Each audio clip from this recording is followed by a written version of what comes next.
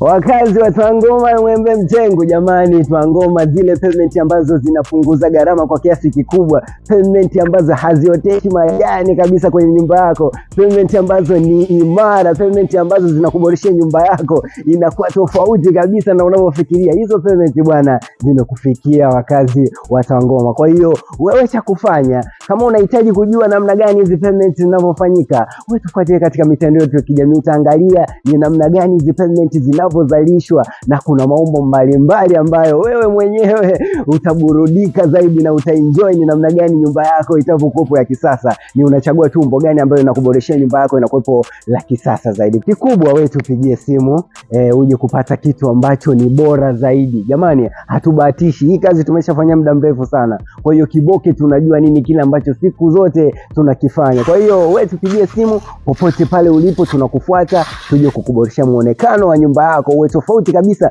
na vile ambavyo unafikiria. Kiboke Building Company, nyumba ya ujenzi. Asanteni, karibuni sana hapa Kiboke Building kwa ujenzi wa kisasa Tanzania. Wow.